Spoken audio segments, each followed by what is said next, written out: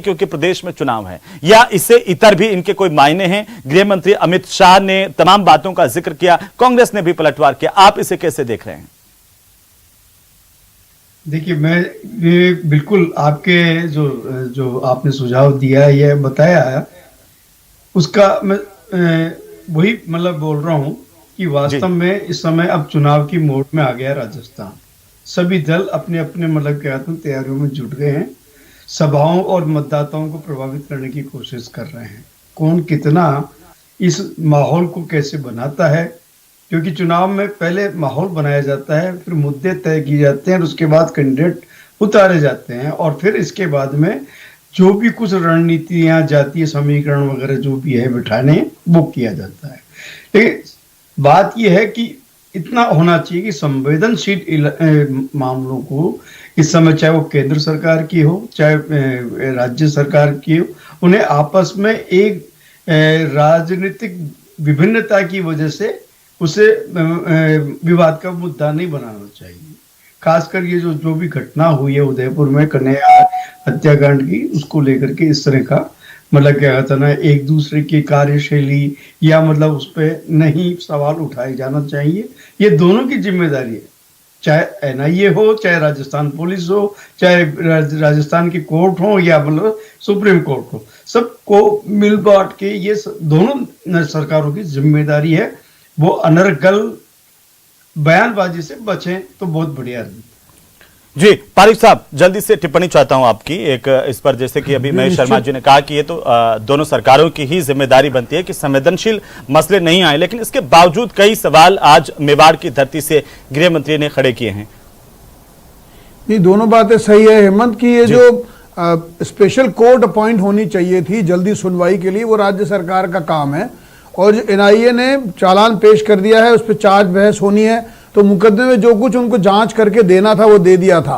लेकिन जो special court arrange करनी होती है जिसके कारण डे बाय डे सुनवाई हो, उसके बाद मुख्यमंत्री कहते हैं कि मुझे बड़ा दुख है कि अभी तक उनको सजा नहीं मिली है और इसमें एनआईए के कारण हो रहा है डिले।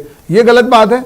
और मैं इसलिए भी कहना चाहता हूं कि जो जयपुर बम ब्लास्ट के आरोपी जिस तरह बरी हुए, हम उस धरने में शामिल रहे हैं जहां पर वो 71 लोग की तो डेथ हो गई और 150 लोग उसमें घायल हो गए थे। वो सब के परिजनों के साथ हमने धरने दिए थे, जब उन सब के दर्द यही था कि ये कैसे हो सकता है कि ये बम किसने फोड़ा, ये बम किसने किया। तो राजस्थान सरकार के जो यहाँ पर डबल एजी हैं, जो एजी हैं, उनके पास का टाइम नहीं है वहां पर बताने को।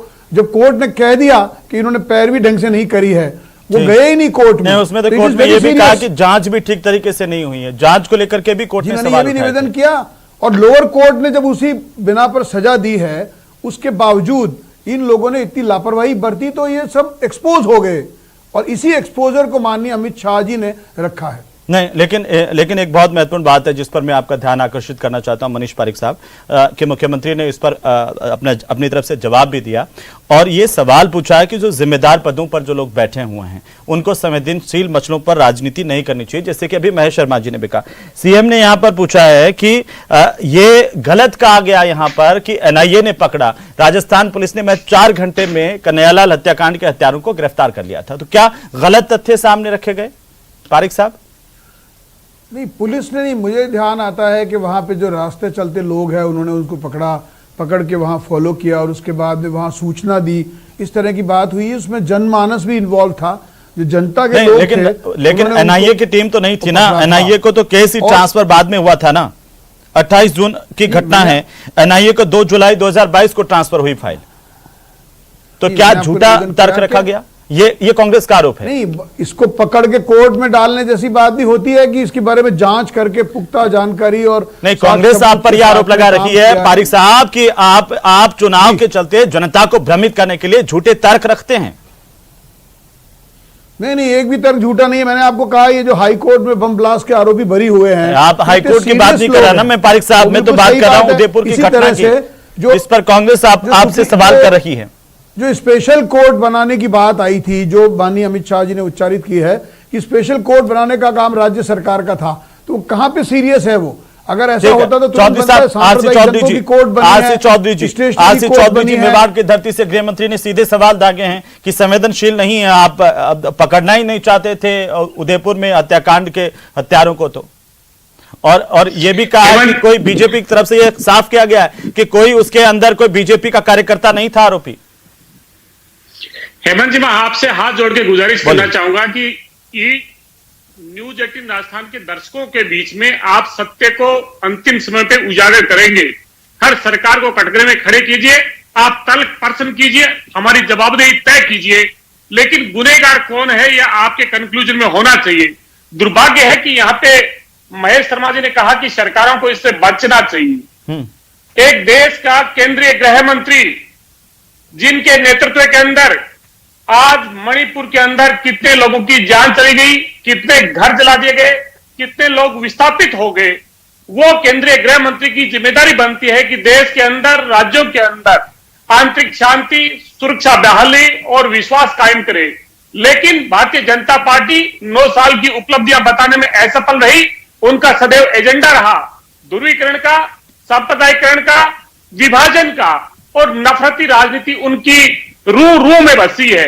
केंद्रीय गृह मंत्री जी ने जो आरोप लगाए वो एक जिम्मेदार पद पे बैठे हुए गृह मंत्री के बेबुनियाद, निराधार और झूठे आरोप थे।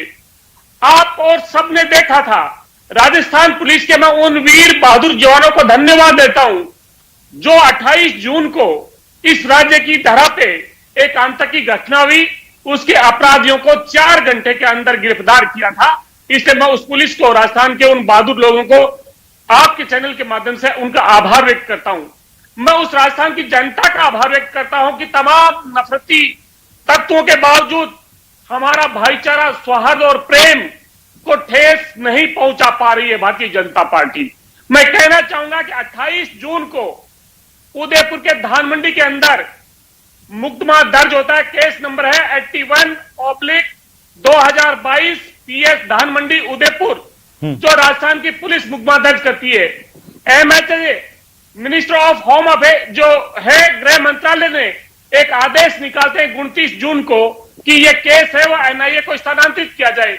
29 जून 2022 को NIA ये केस को स्थानांतरित कर दिया जाता है और NIA इस केस को अपने रजिस्टर करता है। उसका चाहे तो मैं केस नंबर बोल सकता हूं और माननीय मुख्यमंत्री महोदय ने अपने ट्वीट पे वो तमाम फैक्ट्स लिखे हैं। मैं कहना चाहूंगा कि इस केस की सुनवाई NIA कोर्ट के अंदर हो रही है और NIA कोर्ट के अंदर स्पेशल कोर्ट का गठन करना हो या किसी भी तरह का गठन करना हो वो केंद्र सरकार की जिम्मेदारी बनती है।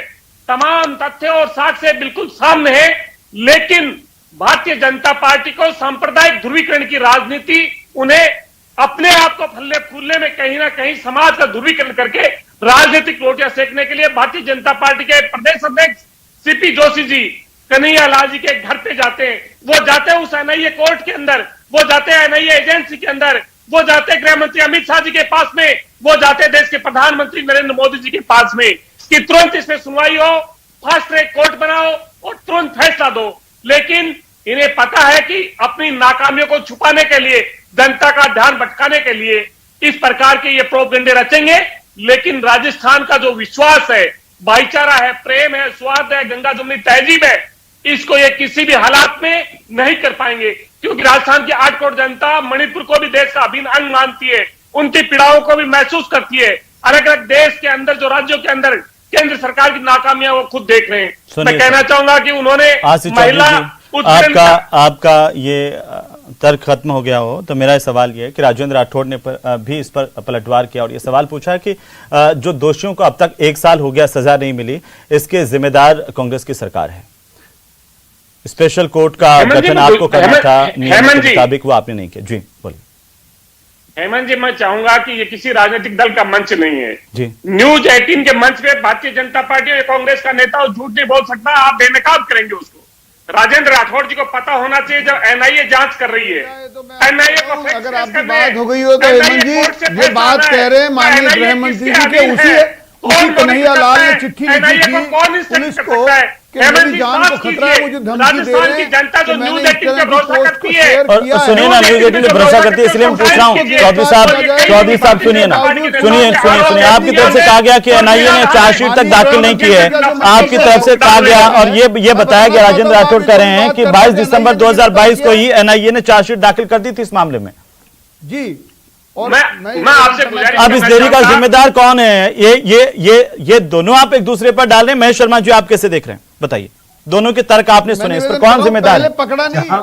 एक मिनट महेश शर्मा जी, एक वरिष्ठ पत्रकार के तौर पर आप बताइए। मैं इसी बात पे जी बोलिए। मैं इसी बात पे तो इतने संवेदनशील मामले पर दोषियों को सजा दिलवाने के लिए प्राथमिकता होनी चाहिए। और ये इसमें चाहे केंद्रीय एजेंसी हो, चाहे राज्य सरकार की एजेंसी हो, चाहे राज्य सरकार हो, चाहे केंद्र सरकार, बयानबाजी में ना उलझ के, एक दूसरे पे आरोप प्रत्यारोप न जड़ के, बल्कि इस मामले को संवेदनशीलता के साथ न्याय दिलवाने की कोशिश करनी चाहिए। लेकिन दुर्भाग्य तो महेश शर्मा जी यही है ना कि एक दूसरे पर सिर्फ आरोप लगाए जाएंगे, चाहे कोई भी घटना हो। बीजेपी भी अगर डेल्टा मेघवाल के वहां पर नहीं जाएंगी और कांग्रेस पर यह आरोप लगाते हुए अगर यहां पे बीकानेर में दलित युवती के साथ गैंगरेप और हत्या हुई तो वहां जाएंगी जरूर, लेकिन कांग्रेस भी वहां पर नहीं बोलेंगी। कांग्रेस वहां पर नहीं बोलेगी तो बीजेपी, क्या दोनों ही दल इसी तरह से इन घटनाओं को देखते हैं? मैं यही कह रहा हूं कि संवेदनशील जो मामले होते हैं, एक तो ये उत्पीड़ित जो व्यक्ति है उसको मतलब क्या कहता है ना राहत मिले, और साथ साथ ही समय पे मतलब क्या कहता है न्याय मिले।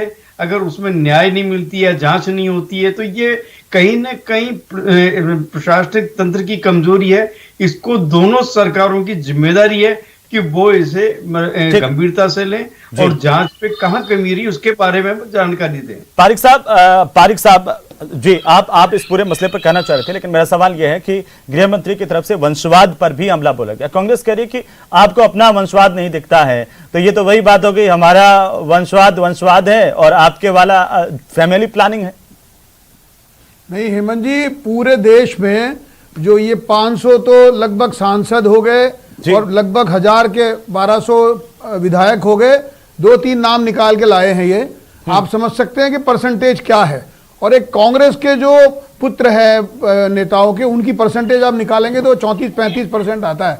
तो अल्टीमेटली ये तो सोचना पड़ेगा कि पूरे देश में 2 नाम मिले हैं, कि इनके पुत्र भी यहाँ पे हैं। बस इसी से जाहिर है कि यहाँ पर वंशवाद नहीं है। पूरे देश में 2 नाम, और मैं कांग्रेस पार्टी के लिस्ट गिना सकता हूं आपको। पूरे देश में बहुत सारे नाम हैं जहां पर नेता पुत्रों को लगातार टिकट मिले हैं। देवड़ा जी के लड़के थे, अजी मैं आपको बता रहा हूं ना, राजेश पायलट के ये पायलट थे, शीला दीक्षित के एक साथ 7 मंत्री थे केंद्र में, 7 मंत्री पुत्र। मैं आपको निवेदन ये करना चाह रहा हूं, तो ये फर्क पारिक साहब मैं आपसे ये जानना चाह रहा हूं कि जब आप करें तो वो वंशवाद नहीं है, वो फैमिली प्लानिंग या वो सियासी दूरदर्शिता हो जाएगी। कांग्रेस करेगा तो वंशवाद होगा, ये ऐसा क्यों है? ये सर अपवाद है। अपवाद क्या होता है? कितने अपवाद है आप में? और ऐसे अपवाद जो कांग्रेस में अपवाद थे, कांग्रेस में थे तब वंशवाद के प्रतीक हुआ करते थे, वो आपकी पार्टी में आकर के, ऐसे भी बहुत सारे नाम है, वो आपकी पार्टी में आकर के जो है वो परिवर्तन के वाहक हो गए। मेरा निवेदन सुनिए, एक्सेप्शनल केसेस की बात नहीं हो रही है ना। आपको निवेदन करना चाहता हूं कि जो अभी भी कह रहे हैं ये, उस कन्हैया लाल की चिट्ठी का क्या, जो उसने पुलिस थाने में लिखी कि मेरी जान को खतरा है, मुझे धमकी दी है, उनको पकड़ा नहीं इन्होंने, तो वो हत्या हो गई। मैं तो ये निवेदन करना चाहता हूं कि हत्या होती ही नहीं है अगर ये कांग्रेस पार्टी की सरकार नहीं होती तो, इसलिए ये बात करी जा रही है। अगर उन लोगों को पहले पकड़ लिया जाता, उसकी कन्हैया लाल की गुजारिश पे ध्यान दे लिया जाता। उदयपुर में हुआ सेम उसी दिन, जब उन्होंने चिट्ठी लिख के दी कि मेरी जान को खतरा है, उसके बाद में उसकी दुकान पे लूट के हत्या कर दी। ये दो घटनाएं उसी समय हुई है।